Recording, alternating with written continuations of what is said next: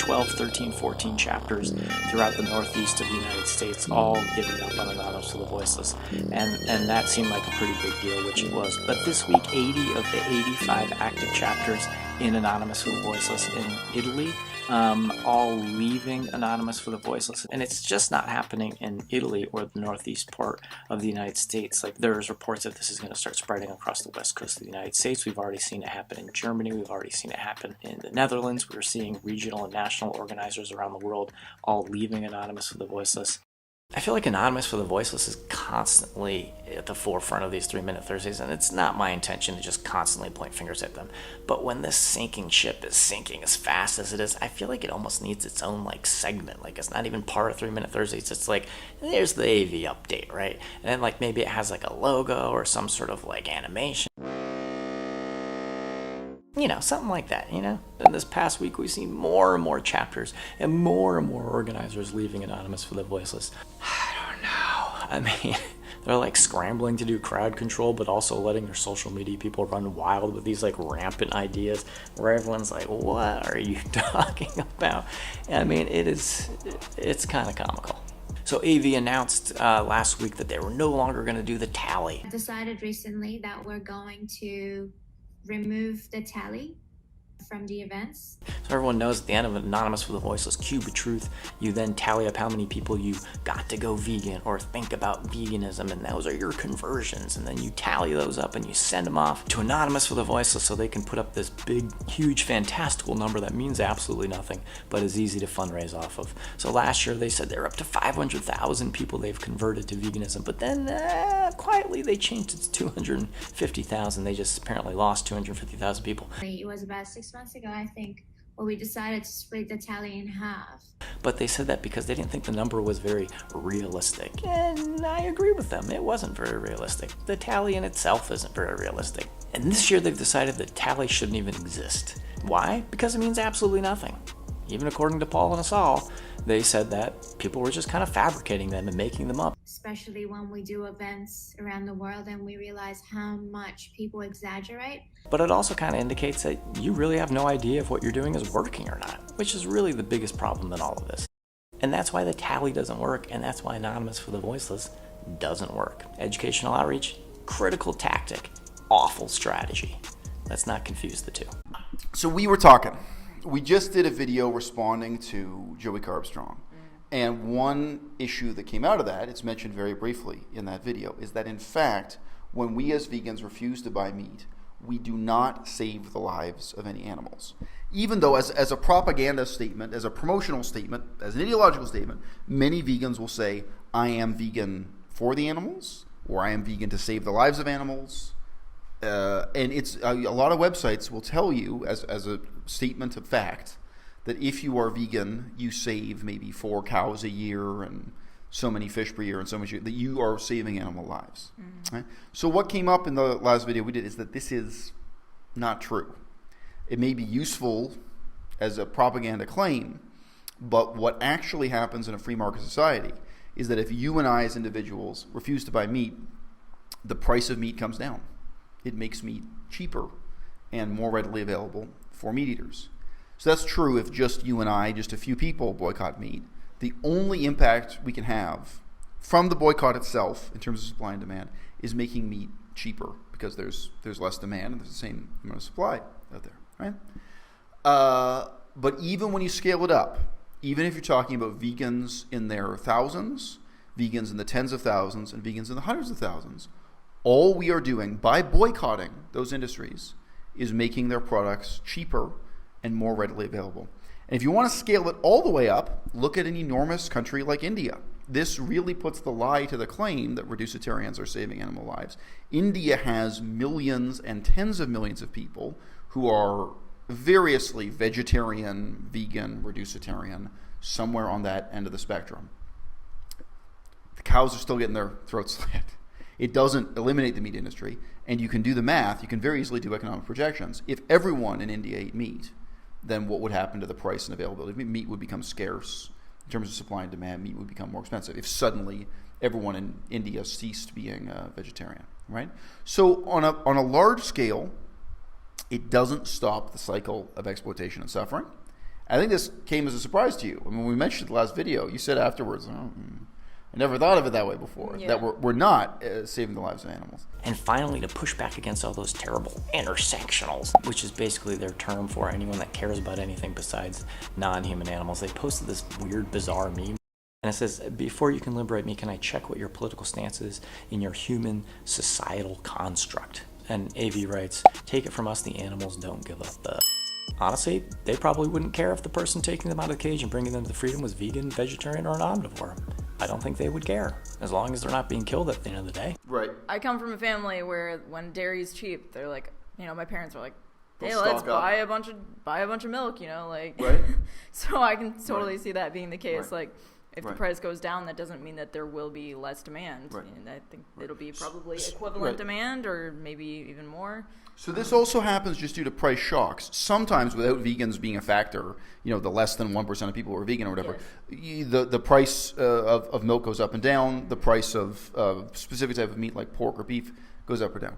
However, even when there is some kind of big dislocation in the market, like there's a big economic crisis or a recession or a depression or a war breaks out, these are things on a huge scale that can suddenly cause meat to become more expensive or more cheap. You can have sudden dislocation in the market. This also never saves the life of even one animal.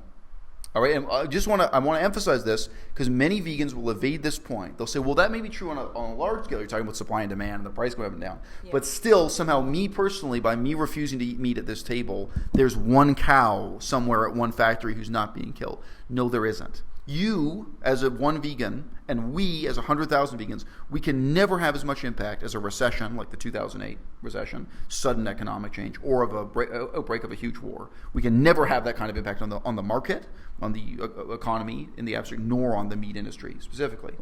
However, even when that happens, even when there's a sudden dislocation, so she's talking about her parents go to the store and suddenly find for some reason dairy products are cheaper. Dairy or eggs or, who knows whatever. why. There's some temporary market feature that's caused this to happen.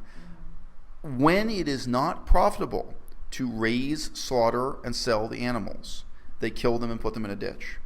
Some of you know exactly what I'm talking about if you have any experience in the meat industry or on farms or what have you.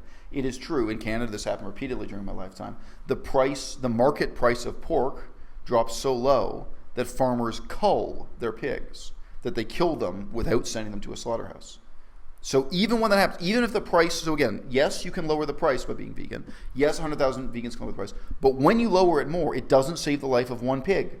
They don't say, oh, well, you know what, pigs are so cheap now, I'm going to take this pig and release it into the forest. No, they cull those pigs, sometimes through gassing, sometimes through bullets, sometimes through cruel methods like starvation. That's actually an issue in Canada, is trying to enforce against cruel methods because they can just, not feed them, let them starve to death on the farm. And of course, this is obviously, I've just said this about pigs, but cows, even deer.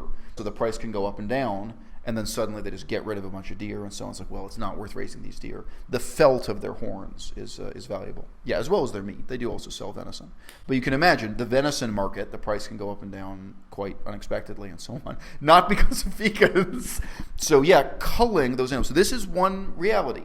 No, you as a vegan have not saved even one animal through your diet. You as a vegan have not saved one animal by banning this material. And I have to put in as a footnote, it's possible you've saved an animal by swimming into a pond and rescuing an animal when it was drowning, or climbing up a tree and rescuing an animal from a tree.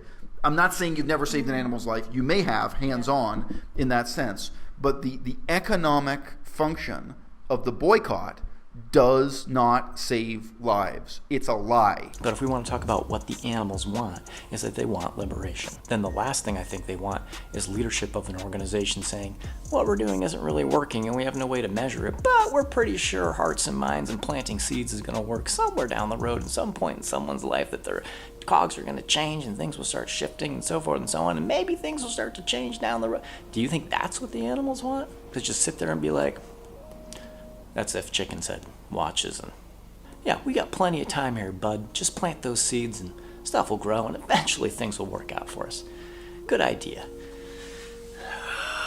The economic function of the boycott does not save lives. It's a lie. It's a propaganda lie, and I've said this about why I quit Buddhism. I don't want to be part of a religion that's built on a lie. I don't want to convert other people to a religion through lying to them. I don't want to be part of a political movement that's built on a lie. Same kind of reasoning for me. And I'm not going to lie. I don't lie to others, and I don't lie to myself. So whenever I see those charts saying the number of lives you've saved this year by being vegan, or how many lives you save, I say no. And again, we can look at real world examples. Taiwan, Israel, India, these are countries with big vegan populations. Those are probably the 3 biggest proportionally. And no, it doesn't save a single life. Think about strategy. Think about tactics. Think about how they're different, and think about how they're used to enhance one another. Yeah, I'm a committed vegan, but it is interesting for me to think about these things. It's not like I would go back to eating meat after finding this out. Right. But you were really thinking about it more tonight. Like now that I realize that I'm not saving an animal's life, I'm not. Right. It's not like I'm going to go back to buying meat. Right. Because I do feel like that is contributing. Other than personal purity, what is the reason? Well, I think there are 2 things here. One is about doing the right thing because it's the right thing to do. Yeah. You know what I mean? That's a fundamental question. Yeah. So we have some fancy electronics here. If you can buy this is a portable speaker. If you can buy this made by slaves, or say, no, I refuse to support the slave industry. Yeah. Your symbolic act is to refuse to support slavery. It's a choice. And in politics, I'm going to come back to this, symbolic actions matter.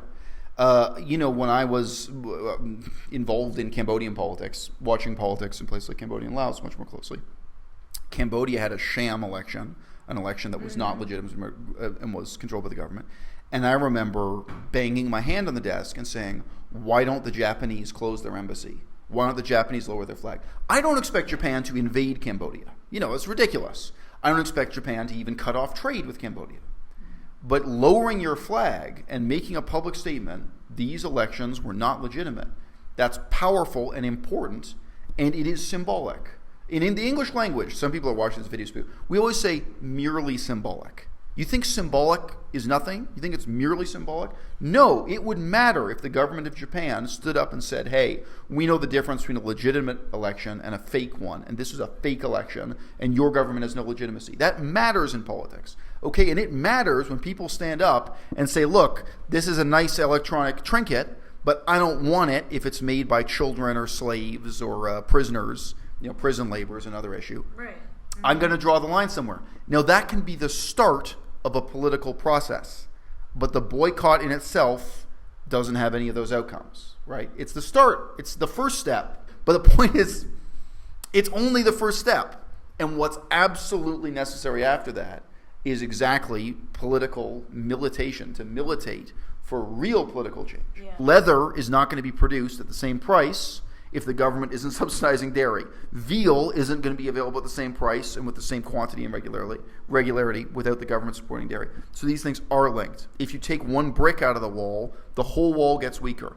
And in the process of militating, as I say, for political change, of organizing and demanding that kind of political change, you galvanize your whole society, you challenge cultural values, things start to change in all kinds of ways, tangible and intangible. We can start this kind of process of engineering social change without throwing anyone in prison. It's not going to be like the drug war. It's not going to be like cracking down on opium and cocaine users. We're not going to be throwing people in prison because they're smoking yogurt. You know what I mean? But we can start that step by step. So yeah, for us as a community, as a would-be community, for us as a movement or a proto-movement, defining yourself through that boycott, through the refusal to buy meat and dairy, it's important, it's meaningful, it gives us a sense of identity and purpose, but that's all it does. And now if you want change, you got to go out and get it.